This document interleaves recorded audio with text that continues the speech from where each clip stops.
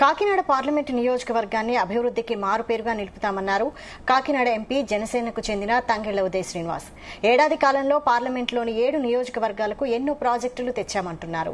Kakinada parliament పరిధిలోని కూటమికి చెందిన ఎమ్మెల్యేలు, రాజ్యసభ సభ్యుడు, ఎమ్మెల్సీలతో సమన్వయంతో ముందడుగు వేస్తానంటున్న ఎంపీ తంగెళ్లతో మా ప్రతినిధి సాంబశివరావు ఫేస్ టు ఫేస్.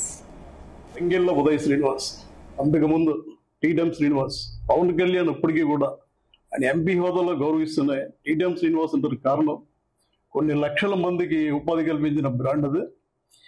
అదేవిధంగా ఐక్యరాజ్య సమితికి పిలుపు మేరకు దక్షిణ భారతదేశం నుంచి ఎంపీలో యువ ఎంపీ ఉదయ్ శ్రీనివాస్ మనతో ఉన్నారు. అసలు ఇంతవరకు ఆయన కాకినాడ పార్లమెంట్ పరిధిలో ఎన్ని నిధులు తీసుకొచ్చారు, డెవలప్మెంట్ ఏంటి, అదేవిధంగా ఇతర దేశాల పర్యటన గురించి అడిగి తెలుసుకున్నారు. ముందుగా కంగ్రాట్స్, ఐక్యరాజ్య సమితి పిలుపు మేరకు మీరు రావడం జరిగింది. ఇక్కడ ఏ కార్యక్రమాలు చూసారు? Thank you. First of all ప్రేక్షకులందరికీ కూడా నా హృదయపూర్వక నమస్కారాలు. అలాగే ఐక్యరాజ్య సమితికి వెళ్ళి వచ్చింది ఆంధ్రప్రదేశ్ నుంచి ఏకైక ఎంపీ నేను ఒక్కనే వెళ్ళి వచ్చాను. అక్కడ వేరియస్ టాపిక్స్ మీద డిస్కషన్ జరిగింది. లైక్ ఫ్రెంచ్ అంబాసిడర్స్తో, ఫ్రెంచ్ యూఎన్తో, అలాగే బ్రెజిలియన్ యూఎన్తో, విమెన్ ఎంపవర్మెంట్ మీద, సౌత్ కార్పొరేషన్ ఫండ్స్ మీద, అలాగే వార్ అండ్ పీస్ మీద. So we have discuss so many topics, చాలా టాపిక్స్ గురించి డిస్కస్ చేయడం జరిగింది అక్కడ. అండ్ అవన్నీ కూడా వచ్చి మా స్పీకర్ గారికి రిపోర్ట్ చేయడం కూడా జరిగింది. అలాగే కాకినాడకి ఎంపీగా నేను వచ్చిన తర్వాత ఐఏఎఫ్టీ, ఎప్పటి నుంచో ఆగిపోయిన ఐఏఎఫ్టీ, నిధులు రాని ఐఏఎఫ్టీకి మాట్లాడి నిధులు తీసుకురావటం, అలాగే కోస్టల్ ప్రాంతమైన ఉప్పాడ కోతకు గురవుతున్న ప్రాంతానికి పవన్ కళ్యాణ్ గారు పిలుపు మేరకు అండ్ ఆయన తీసుకున్న ఒక ఇనిషియేటివ్తో ప్రకారం చెన్నై నుంచి కోస్టల్ రీసెర్చ్ టీం కూడా వచ్చి దాన్ని సబ్మిట్ చేసి నేను అక్కడ డిజాస్టర్ మేనేజ్మెంట్ టీంతో పాటు ఫాలోఅప్ చేస్తూ ఉంటున్నాను. దాన్ని కూడా త్వరలోనే అవగొడతాం. అలాగే టూరిజం, సెంట్రల్ టూరిజం కాలేజ్ని కూడా ఎప్పటి నుంచో ఆగిపోయి ఉన్న టూరిజం కాలేజ్ని కూడా ఇప్పుడు 2009 అంటే ప్రజారాజ్యం టైంలో చిరంజీవి గారు వేసిన ఫౌండేషన్, ఆ గవర్నమెంట్లో ఫౌండేషన్ వేసిన దాన్ని కూడా ఆగిపోతుంటాం. దానికి కూడా మళ్ళీ రీవ్యాంప్ చేపించి ఫండ్స్ రిలీజ్ చేపించి త్వరలో ఆ టూరిజం కాలేజ్ కూడా, టూరిజం అండ్ హాస్పిటాలిటీ మేనేజ్మెంట్ కాలేజీని కూడా త్వరలోనే ఓపెన్ చేయడానికి, అంటే కూటమి ప్రభుత్వంలో ఎవరు ఉన్నా సరే, ఎవరు తెచ్చినా సరే అభివృద్ధి కోసం పనిచేసేది. లోక్సభ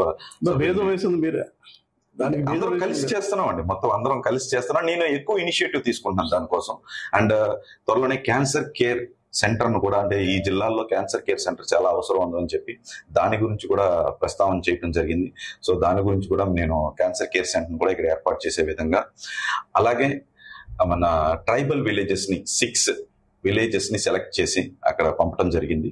అండ్ వాటిల్లో ఇన్ఫ్రాస్ట్రక్చర్ కావాల్సిన సాచురేషన్ అయితే ఆల్రెడీ చేయడం జరుగుతుంది. అంటే వాళ్ళకి ఆధార్ కార్డ్స్ కానివ్వండి, బ్యాంక్ అకౌంట్స్ కానివ్వండి, లేకపోతే ఎనీ డాక్యుమెంటేషన్ వర్క్ ని ఆల్రెడీ సెలెక్ట్ చేయడం జరుగుతుంది. ప్రధానంగా పార్లమెంట్ సమావేశాలు పరిశీలిస్తే ఏపీ నుంచి ఎక్కువగా మీ వాయిస్ వినబడుతుంది. దేశవ్యాప్తంగా కూడా గత 15-20 సంవత్సరాలు పరిశీలిస్తే కాకినాడ ఎంపీ పార్లమెంట్ లో మాట్లాడుతున్న విషయం కూడా పబ్లిక్ తెలుస్తుంది. డెఫినెట్లీ అండి. అంటే ఇప్పుడు వరకు నేను ఆల్మోస్ట్ కొన్ని ఇయర్స్ నుంచి మాట్లాడిన దానికన్నా ఎక్కువ ఇంటర్వెన్షన్ అవటం జరుగుతుంది. ఇంకా ఎక్కువ, అంటే లాస్ట్ 15-20 ఇయర్స్ మీరు మాట్లాడిన ప్రతి దానికి కూడా ఇక్కడ ఫలితం కనబడుతుంది. 100% కనిపిస్తుంది. రైల్వే గురించి మాట్లాడితే దానికి ఫలితం కనిపించింది, హెల్త్ గురించి మాట్లాడితే దానికి ఫలితం గురించి కనిపించింది, మన ఎడ్యుకేషన్ గురించి మాట్లాడితే దాని గురించి ఫలితం కనిపించింది.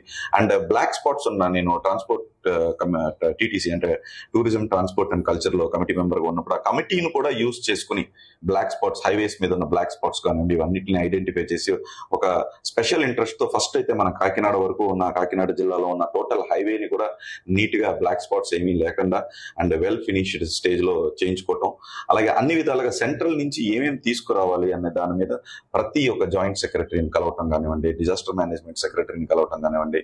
సో జగ్గంపేట వెళ్ళి ఆ రోడ్స్ ను ఓపెన్ చేశాను నెహ్రూ గారితో కలిసి, అలాగే దివ్య గారితో కలిసి నిన్న పోలవరంలో రోడ్స్ ఓపెనింగ్ చేయడం జరిగింది. పత్తిపాడు ఎమ్మెల్యే ప్రభగారితో కలిసి ఓపెనింగ్ చేయడం జరిగింది. అలాగే చినరాజప్ప గారితో కలిసి ఓపెనింగ్ చేయడం జరిగింది. ఈ రోజు యోగా ప్రోగ్రామ్ కూడా, రేపు యోగాంధ్ర మొత్తం గిన్నెస్ వరల్డ్ రికార్డు చేయబోతున్నారు.